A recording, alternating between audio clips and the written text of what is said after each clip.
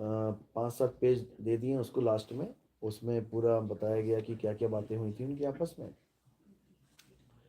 पूरा ग्रंथ तो चलो वो कोई इतना बड़ा ग्रंथ नहीं है, वो जो वार्तालाप थी वो मेन है। बाकी जो अभिनंदन ग्रंथ में है वो सब वाणियां वही पुरानी जो आज तक चलती आ रही हैं वही वाणियां दी गई थी। तो उसमें मेन चीज ये थी कि कबीर साहब और मदन साहब की जो गुप्त वार्तालाप थी जो आज तक कभी प्रकट नहीं हुई। यानी कि मान के चलो कि 1986 में वो ग्रंथ छापा गया था हमारे आश्रम में, बड़ैया गद्दी में। और वो तब से एक संत के द्वारा बताया गया दूसरे को, दूसरे के द्वारा बताया गया तीसरे को, तीसरे के द्वारा आगे से आगे वो वार्तालाप आगे आगे बताते रहे एक दूसरे को। 1986 में इसको लिपिबद्ध किया गया। इसको करने का कारण क्या था? क्योंकि उनको भी पता है कि जो कबीर साहब का असली पंथ है वो उजागर तो होगा ही, क्योंकि कबीर साहब ने हर ग्रंथ में बता रखा था और बाकी संतों ने भी बता रखा था। लेकिन उसको उजागर कैसे करेंगे? कोई ना कोई माध्यम तो रहेगा ना। अब मुंह से बता के अगर एक दूसरे को चले गए सारे, तो फिर जो लास्ट में सुन के चला गया चला गया, खेल खत्म हो गया उसका। फिर वो वाणी कहाँ मिलेंगी? तो इसलिए इसको लिपिबद्ध कराया गया, यानी इसको प्रिंट करवाया गया। लेकिन प्रिंट करने के बाद भी इस पे ज़्यादा फोकस नहीं दिया गया। देखो सबसे हैरानी वाली बात यह है कि हर पंथ में, अब जैसे धर्मदास जी का ग्रंथ है कबीर सागर अनुराग सागर, तो सबको पता है, जो भी धर्मदास जी के पंथ से जुड़ा है सबको पता है कि ये ग्रंथ है और क्या क्या बातें कबीर साहब से धर्मदास जी की हुई हैं। हालांकि यूट्यूब पे सर्च करोगे तो वो गाते हुए भी मिल जाएंगे आपको। मैंने तो उस पे ही सुना पूरा YouTube पे। हाँ, गाने वाला भी मिल जाएगा कि कबीर साहब ने क्या बोला, धर्मदास जी ने क्या बोला। कहीं भी आप देख लो, कोई भी वार्तालाप है जहां भगवान और भगत की वार्तालाप होती है, हर ग्रंथ आपको मिल जाएगा। ये जितने आपको पुराण दिख रहे हैं क्या है ये? ब्रह्मा जी ने कहा ऐसा, भगत ने पूछा ऐसा, माता ने कहा ऐसा, भगत ने पूछा ऐसा, ये सब वार्तालाप ही तो हैं। सारी वार्तालाप के द्वारा ही तो भगवान के अस्तित्व का पता लगता है कि कौन क्या पूछ रहा है, क्या जवाब दे रहा है। केवल कबीर साहब और मदन साहिब की जो वार्तालाप है वो हमेशा गुप्त रही। किताब छपने के बाद भी, ग्रंथ छप भी गया ना, फिर भी मदन साहिब के पंथ वाले ना तो साधुओं को और ना ही भक्तों को पता है कि कबीर साहब और मदन साहब की बात हुई तो हुई क्या थी। किसी को नहीं पता ये, क्योंकि इस चीज को इतना गुप्त रखा गया क्योंकि ये किसी के हाथ ना लगे। ग्रंथ तो छपाया गया लेकिन एक ही बार छपाया गया, दूसरी बार छपवाया भी नहीं। 40 साल हो गए आज, लगभग 26 लग गया ना। हाँ, 40वां ही साल लग गया। तो देखो ये भी कितनी अच्छी बात है कि 40वां लग गया। 40 के बाद उजागर हो रहा है। चालीसा होती है ना, हनुमान चालीसा, शिव चालीसा, तो अपनी वाली भी चालीसा ही बन गई है। 40 साल के बाद ये उजागर होगा और बच्चे बच्चे को समझ में आएगा कि मदन साहिब और कबीर साहब की आखिर वार्तालाप हुई थी तो क्या हुई थी। यही वार्तालाप जब आप मैच कराओगे तो आपको कबीर सागर से मिलेगी, मैचिंग हो जाएगी आपको। कबीर सागर में जो गुप्त पंथ की बात चल रही थी कि 12 पंथ काल फुरमाना, भूले जीव न जाए ठिकाना, 13वें पंथ हम ही चले आए, सब पंथ मेट के एक पंथ चलाएं। ये सब ढूंढ रहे हैं कि कौन सा पंथ चल रहा है। वो जम्मू वाला कह रहा है कि मेरा पंथ है 13वां पंथ, मैं हूं वो गुप्त ज्ञान रखने वाला। रामपाल जी कह रहे हैं कि मैं हूं वो 13वां पंथ। सब 13वें 13वें में लगे पड़े हैं, लेकिन लोगों को नहीं पता कि जो 13वां पंथ है वो मदन साहिब का पंथ है। कबीर साहब ने मदन साहिब को जो ज्ञान दिया वो वही गुप्त ज्ञान दिया और 12 पंथ का खुलासा भी किया कि काल भगवान ने सारा खेल रच रखा है, इसको खत्म करने के लिए 13वें पंथ को उजागर किया जाएगा। तो मदन साहिब ने पूछा कि फिर कैसे होगा ये, इतना बड़ा पूरे संसार में कैसे प्रचार होगा इसका? बकायदा लिखा हुआ है वहां पे, क्योंकि मदन साहब को भी पता है मेरी उम्र कितनी है, मैं चला जाऊंगा। और उस वक्त तो इंटरनेट भी नहीं था, कहाँ कहाँ घूमेंगे, कहाँ कहाँ मिलेंगे लोगों को। पूरे संसार की बात है ना, ये कोई एक यूपी एमपी और महाराष्ट्र की बात थोड़ी नहीं है, पूरे संसार की बात है।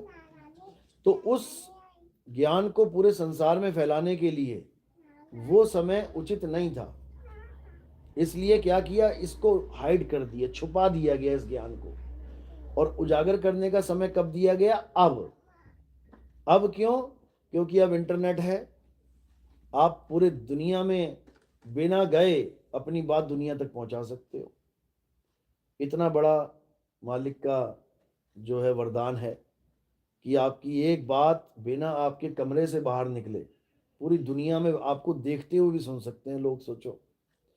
तो ये मदन साहब ने बोला था कि कैसे होगा ये प्रचार, तो उन्होंने क्या बोला कि चौथी गद्दी होई अवतारा, ताका चरित्र विदित संसारा, हम उनके सिर बैठब आई, और वहां से पार कोई नहीं पाई। चौथी गद्दी का जो डंका है, डंका बाजी सब संसारा, पूरी दुनिया में उसका डंका बजेगा। अब ये बात मदन साहिब के ग्रंथ में लिखी हुई थी, और जब मैंने पहली बार ये ग्रंथ पढ़ा और मैंने संतों को बताया कि भाई ये लिखा हुआ, उसमें तो मजाक उड़ाने लग गए थे सारे। कहते हैं बताओ संसार में कौन सा डंका बजेगा, इतने साल हो गए यहाँ चलते हुए इस आश्रम को, कौन आ रहा है, कौन आता है यहाँ पे, बहुत कम लोग आते थे आश्रम पे। तो इस चीज को वो मजाक में लेके जाते थे। मैं ये बोलता था कि एक समय ऐसा आएगा कि अगर यहाँ पे तिल का दाना फेंकोगे ना तुम, वो जमीन पे नहीं गिरेगा। ऐसा ऐसा समय आ जाएगा, यानी इतने लोग जागेंगे, इतनी भीड़ हो जाएगी कि आप सोच भी नहीं सकते।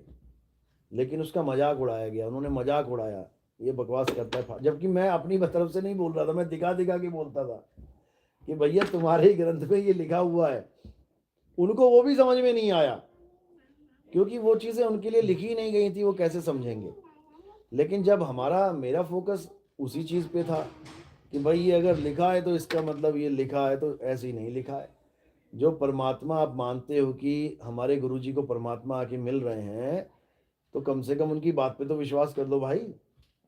अब तुम ये विश्वास करके बैठे हो कि हाँ मदन साहब को कबीर साहब मिले, लेकिन ये विश्वास नहीं कर रहे हो कि वो मिलके बोल के क्या गए, तो काहे का तुम्हारा विश्वास, काहे का विश्वास। मैं बाप को मानूंगा, बाप का कहा नहीं मानूंगा, तो काहे का बेटा, पहले यही बता दो। अरे बाप को मान रहे तो बाप के कहे को भी मानो भाई। जब उन्होंने कह दिया कि सारा डंका मैं ही बजाऊंगा आके, तो इसका मतलब वो बजाएंगे, उसमें ना और हाँ की तो बात ही नहीं है उसमें। हम तो एक जरिया मात्र है कि भैया ठीक है, एक जरिया है, एक जरिया होना चाहिए, मालिक ने जरिया चुन लिया। लेकिन करे करावे आपे आप, मानुस के नहीं कुछ भी हाथ। कोई सोचे कि नितिन दास ऐसा कर रहा है वैसा कर रहा है, उसकी गलत फहमी है। करने वाला कर रहा है, हम तो कर करके थक गए थे। मैंने तो बताया था अपने 100 नंबर सत्संग में कि मैंने तो हथियार फेंक दिए थे, मेरे बस की बात नहीं थी। मैंने सारा कमाया धमाया जितना था सब लगा दिया प्रचार में। ठन गोपाल हो गए, खाली हो गए, अब क्या करते, क्योंकि बिना पैसे के प्रचार भी नहीं होता भाई। तो मालिक ने खुद ही अपने आप ही जरिया बता दिए, कहीं जाने की जरूरत नहीं है, यूट्यूब चैनल बना ले भाई। और वो भी क्या जरिया बना, बताया था मैंने। वो एक था जयपुर वाला, वो कबीर साहब को उल्टा पुल्टा बोलने लग गया। हालांकि मैंने ही उसको ज्ञान समझाया सारा, रामपाल जी का चेला था वो, वहाँ पे दूध की खीर खा रहा था वो बैठा, तो उसको समझाया मैंने, उसके समझ में आया आत्मज्ञान। लेकिन उसने उसको उल्टी तरह ले लिया, उसने कबीर साहब को ही काल का दूध बना दिया। तो उसका विरोध करने के लिए, उसकी असलियत बताने के लिए मैंने यूट्यूब चैनल बनाया था। मैं कोई ज्ञान व्यान प्रचार करने के लिए नहीं बनाया गया था ये चैनल। सोचे समझे से नहीं है। ये सोचे समझे से नहीं है, ये खुंदक में बनवा दिया परमात्मा जयपुर ने। वाले की सुन के माया जी, हमने आपके सत्संग सुने थे। अच्छा पहले हाँ। उसको सुन रहे थे, ओ क्या बात है। कोरोना ये में था ना कि हाँ, फ्री हो गए बस थे सब बस लोग, बस तब बस सब सुनो। नाम याद बस। नहीं। जितेंद्र नाम है उसका। नहीं नहीं, वो ना वो उतनी नहीं, वीडियो बनाता था। अरे वो अकेया नाम वाला था वो, अकेया नाम। हाँ, कुछ वो ऐसे। चैनल बंद करके भाग गया ना, वो चैनल बस बंद वो कर इतनी दिया। वीडियो बनाता था और ऐसे देखता रहता था इधर हाँ, उधर हाँ, कि हाँ। कोई बस है, बस वो बस पकड़ बस ले। बस बस वही समझ था। आ गया कि उसके सुने चोर थे है, देख रहा है। केवल उसको टारगेट करके मैंने ये वीडियो, मैंने तो ईमेल भी उसी के नाम पे बनाई थी, अकह अनाम का हाँ सच। हाँ हाँ। अच्छा, अच्छा, अच्छा, अच्छा। मेरी ईमेल आईडी भी यही है इसमें, अकह अनाम का सच। यानी मैं उसका सच बताने जा रहा था कि ये बेवकूफ बना रहा है दुनिया को, हमसे ज्ञान समझ के। अब कबीर साहब का ज्ञान हमने समझाया उसको, यानी हमने कबीर साहब का ज्ञान उसको समझाया, वो कबीर साहब को ही काल का दूध बताने लग गया। तब हमें समझ, मैंने फिर कहा, ये मेरा तो कुछ दिमाग गड़बड़ खराब है। हुआ कि भाई अब तो इसको देनी पड़ेगी अकल। लेकिन ऐसा मालिक ने शुरुआत करवाई कि उसके बाद सभी को अकल मिल गई।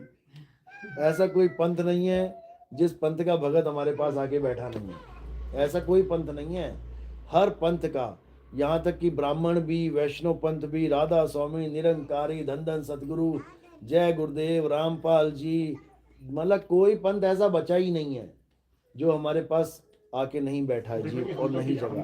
हम तो साहिब जैसे हम हाँ, सत्संग- नहीं पंथ में थे तो देवी देवताओं में थे। तो हम लोग संत थाने में आपका ऑफिस में बैठे ये यूट्यूब पे ये 2-3 सत्संग अच्छा। और आपके पास उस टाइम टाइम होता था, हाँ। आधे आधे घंटे आपसे बातचीत करें। हाँ बिल्कुल बिल्कुल, आगे शुरू में टाइम था। नामदा नहीं हुआ आगे कई साल बाद।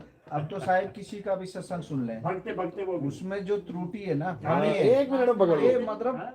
तुरंत पता चल जाता है कि देखो इन्होंने क्या गुमराह है यहाँ।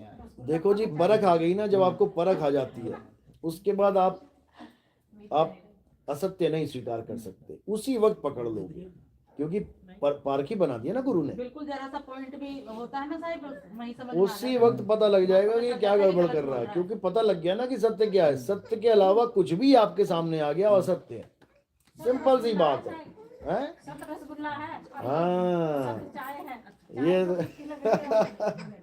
असत तो चाय भी नहीं है, वो तो नमक है, जहर है कतई। तो ऐसे ही है। गुरु जी एक संशय कभी कभी आता है, जब ये ध्यान थोड़ा प्रगाढ़ होता है ध्यान लगाने पर, तो कभी कभी ऐसा आभास होता है कि शरीर की टुकड़ी तो खत्म हो ही जाएगी। क्या होता है? जब ध्यान प्रगाढ़ होता है, हाँ, गहरा। तो शरीर की गहरा हो जाता है। हो जाती है। मैं कितने नया तो मुझे घर का ठाट का फूक पागल ऐसी स्थिति आ सकती है। हाँ, तो अच्छी बात है। आप नहीं समझे बात। अपने घर पहुंचने में तुम्हें क्या दिक्कत है भाई? एक बात तो सुनो। सही कह रहे हो आप। एक दिन ना मेरा लड़का मुझे हिलाता रहा, कह रहा मम्मी तो निकल ली थी क्या? सवाल पूरा हो जाए तो बात को अरे इतनी टेंशन क्यों ले रहे हो? अभी घर कहाँ पहुंचे? हमारा विधि विधान बहुत बढ़िया है। फिर भी शरीर का ही डर रहा ना दे। वही मैं कह रहा हूँ, इतनी टेंशन क्यों ले रहे हो? हमारे यहाँ ये रीति रिवाज थोड़ी नहीं है कि सीधे उठा के बेड से सीधे शमशान घाट ले जाएंगे। 5-7 घंटे लेटाएंगे तुम्हें, 5-7 घंटे लेटाएंगे, कफन वफन डलवाएंगे, जब तक उठ जाना। गुरुजी को जो हार्ट वाला जो टॉपिक बताया ना, वो कोड वर्ड समझ नहीं पाया।